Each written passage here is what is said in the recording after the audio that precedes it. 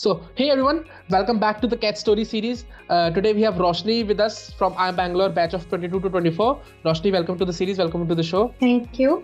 Yeah, so Roshni, could you please give us a brief profile background before you entered I Bangalore? Okay, so I am a BTech in Biotechnology graduate from Shulni University in Himachal Pradesh. Okay. And after that, I worked for Accenture for 28 months. I was a cloud engineer. So that helped.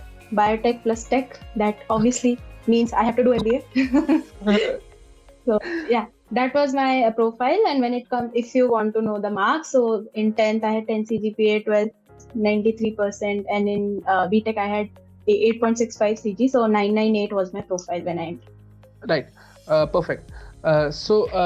Roshni, I really want to know that what were the colleges that you shortlisted for the CAT exam, like after the CAT exam? So I only appeared for CAT. I did not write the other management entrance tests like CAT and all. So from CAT, I had calls from Bangalore, Lucknow, Kozhikode, and for Ahmedabad, I had call for the FABM program. Right. And other than that, I had CAP calls and Nagpur and all the other baby IIMs, Rohtak and such. And other than that, I appeared for IIT Delhi, IIT Kharagpur, and I was able to convert all of them. So obviously, and I got Bangalore result the first. So it was on the 22nd of I think April. Right. Or May, I'm not sure. Right. So Bangalore was the first result, and I obviously took Bangalore. Right. So perfect. So Roshni, of course, all the IIMs you have to fill during your CAT form, right? But you talked about IIT Delhi and IIT Kharagpur, if I'm not wrong, right? What were the basis of selecting IIT Delhi and Kharagpur? Like, what were you thinking? Was it ROI? Was it placements? What was your perspective on this? Going for IITs was always about ROI and the fact that they are tech institutes. So because I had experience in tech, first being a BTech graduate, and then I worked as an engineer at Accenture, going for a tech institute made sense for me because again, cracking IIMs was something I thought it might not be in my forte, or it's kind of a game of luck. So I kind of was banking on my tech skills. So IIT Delhi made sense because I am from Delhi, I'm from Faridabad, and I sort of wanted to be nearby. IIT Delhi made sense, and IIT Kharagpur's courses were good. And I had heard from some of my seniors that IIT Kharagpur BGSOM was doing fantastic when it came to their placements. So, which is why I appeared for Kharagpur and Delhi. That's it, and no other college I applied. Right, perfect. So Roshni, another haunting question for you. So why MBA? How will you justify this question during your interviews? Why MBA for you? Yes, I have been asked this question in every single interview, and so before I answer this interview, I just want to give a bit of a clarification that I never took any PI prep from any kind of institution, or like you have these coaching centers, right? Right. So I never attended one. So I never had that, that kind of answer like, okay, ratta hua answer hai, bas bol do. I never had that. So for every single college, my answer was different. Okay. When it came to, let's say, IITs, my answer was very tech-centric. Like, because I'm in a tech role, I would be a tech lead. Because when I was in Accenture, I got promoted. So obviously becoming a tech lead was not that difficult, and within a few years, I saw myself there. But when I saw the work that my managers were doing, I was not sure that I could handle that. Right. So, which is why when I go through any college's curriculum, I see the courses and I understand that, okay, I need this. Right. So this was my why MBA answer for IITs. When it came to IIMs, the focus was business centric. I made sure to let them know that I was not exposed to the business part of the job as much as I was exposed to the technical aspect of my job. Right. So for IIMs, I had to convince them that because I am zero in business, I need to go to a B school. So this is why I wanted to do MBA, and personally I wanted to do MBA because I always wanted to do masters, and I was not Right. sure whether I wanted to go for an MTech or MBA.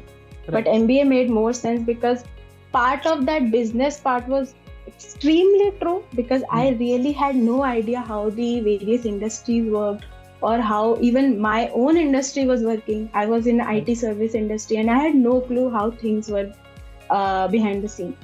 So Right. yeah, MBA made sense at that point. Right, perfect.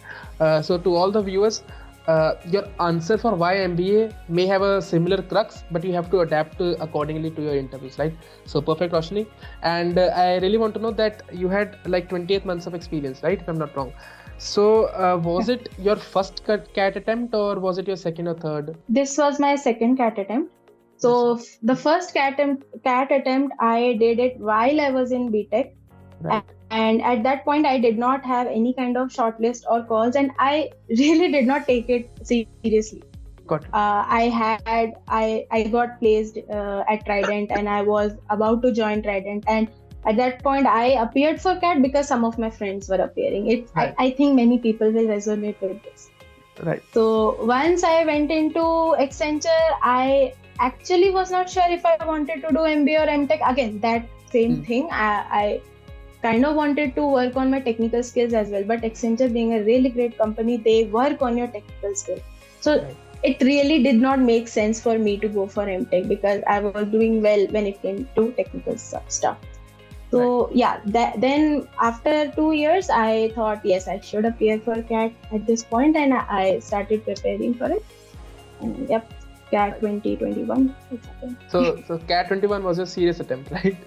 And okay. Yeah, definitely. So, and how many months did it take to crack the CAT exam? Okay, so honestly, I started preparing for CAT at the beginning of 2020 itself, because I had thought of appearing for CAT in 2020, but I did not, because at that point my experience was not that heavy, and I knew experience counts. They give huge amount of points for experience, so I really wanted to have that 2+ years of experience before I go into any kind of B school, because some of my friends had told me like it's better to have experience because it helps during your summer internship and your final placements as well. Right. So CAT 2020, I gave up. I did not appear for that exam at all. I was just preparing for it. So you can say I was preparing for more than a year. Yeah. Right. Perfect. And Roshni, what is that one thing that actually helped you, crack the CAT exam? Like you said, you gave CAT twice, right? But it was the second time that actually helped, that actually you were able to crack. So what is that one thing that helped you doing that? Mocks. Lots and lots of mock tests. So for my first attempt, I completed every single book I had, all sorts of questions I had practiced and everything. But I only attempted a single mock before appearing for that exam, and obviously it did not pan out well. I had scored hardly 80 percentile or something. Right. It was nothing. Obviously a general category student can never imagine a single call at that percentile. So I spoke to a lot of seniors. I spoke to my friends who had cracked CAT, and they kind of focused on the fact how important mocks can be. And for my second attempt, I only attempted mocks for, let's say, the last 4 to 5 months. I did not practice questions on my own. I was only attempting mocks because my schedule was very hectic. When I was in Accenture, I was working for almost 12 hours, 10 hours a day. All I could do was attempt sectional mocks or topic mocks, topic tests. Like there are certain tests only specific to topics. So those I was doing. And over the weekends, I was taking on the entire CAT mock, like for 2 hours to some mocks I had like from previous batches, they were of 3 hours. I was taking them also, like, okay, let's do it. I know the paper is of 2 hours, but let's give it. So yeah, mocks were something that changed the game. Right. And Roshni, you talked about your how hectic your schedule was during Accenture times, right? So do you have any tips for all the people who are currently working and simultaneously preparing for the CAT exam? Do you have any tips for that? How did you manage during your preparation? Yeah, so Okay, just to give you a background, I was working in a 24/7 industry, and I sometimes had to work for night shift, day shift, morning shift, evening shift. I had to work in all sorts of weird time. What I used to do was, first of all, I used to manage my sleep schedule first, because you need to understand when are you sleeping and what works best for you. Do you perform best when you wake up, or do you perform best before going to sleep? So for me, it is before going to sleep. Right. So I always used to keep 1 to 2 hours before going to sleep for myself for preparation. And I used to isolate myself from all sorts of worries, thinking, and everything. And I used to totally focus for those 2 hours. Right. Once you're up, if again you think that you are able to function properly, because I can't, but if you can, I'll definitely suggest to give again 1 hour for yourself to go through whatever you had studied the previous day, revise, or appear for one more sectional test or topic test, whatever suits you, and then you can again start working. So because I was working from home, it kind of worked well for me. But if you are office going, or if you have to commute, try to use those commute times. Like sometimes you have to commute an hour or two, so use them. And even while I was working, I always had a sheet with all the formulas, and I just used to go through them anytime I used to take a break, or if I just got off a call and I have like 5 minutes to myself, I just used to skim through those formulas just to keep myself fresh. Give it again, just going backwards again. So I'm a bio student. I do not have math experience that much. So quants was something that I was struggling with. Right. So there I had to focus on quant. So if you're struggling with verbal, I would suggest keep a newspaper. Try to read some articles whenever you have time, or try to solve certain VRC topics, right? So that used to help. I had seen some of my friends who used to have such applications on phone, and every time they were free, they used to solve VRC paragraphs on phone. Every 5 minutes, every 10 minutes they had. So try to steal time from your work. I should not suggest this, but yeah, you can try. Right, perfect. So Roshni, now we'll jump straight away to the GDPA experience. So did you appear for any GD? For GD, no, because I only had one shortlist from IIM Ahmedabad, which I did not appear for. It was for the FABM role, and I was not interested. So no GD.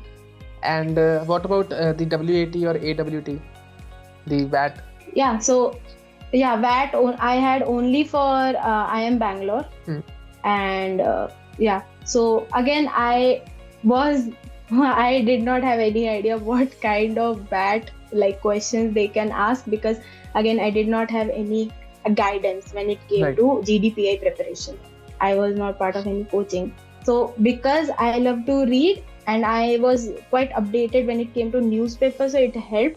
So I would only suggest to be updated with the current happening. So I was asked a question on the farm laws, like since during that time those laws were repealed by the government.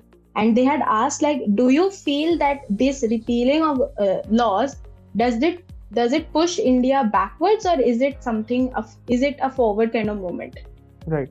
So they were asking for my opinion. So I would only suggest that whatever you read, whatever you are listening around, just try to form an opinion of yourself.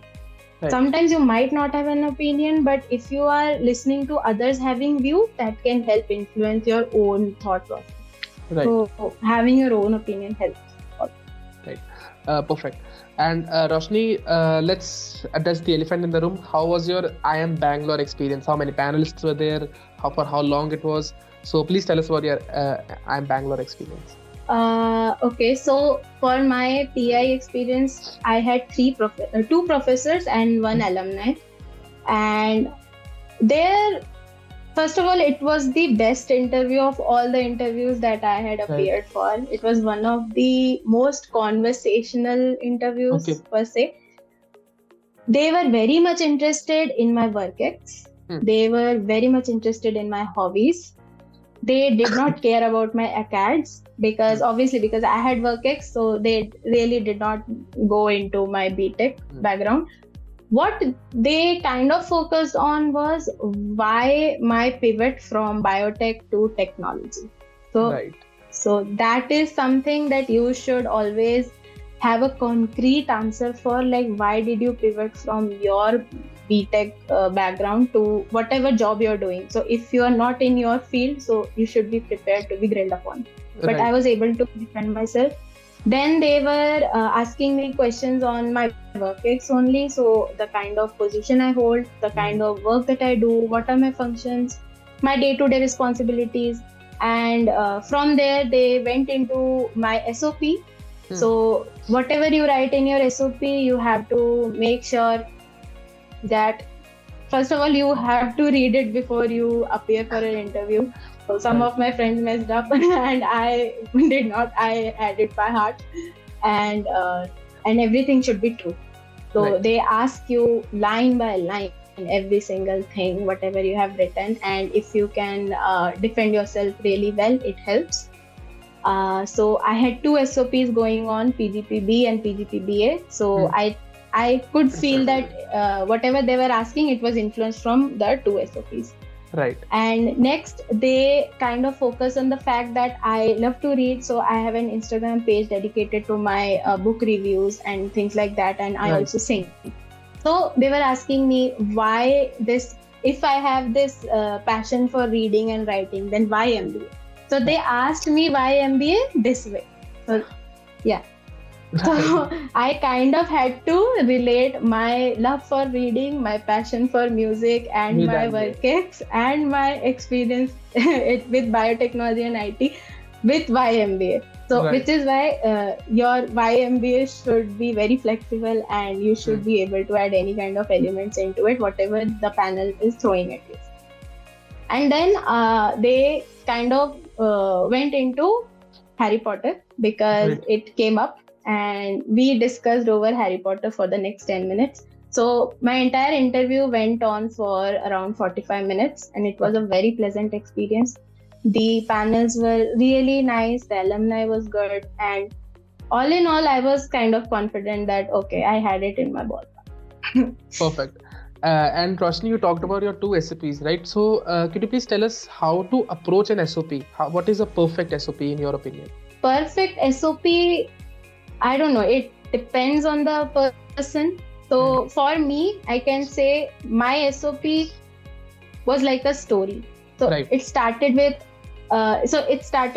how my childhood. So my entire childhood, I've been like a nomad. I've been moving from one city to another.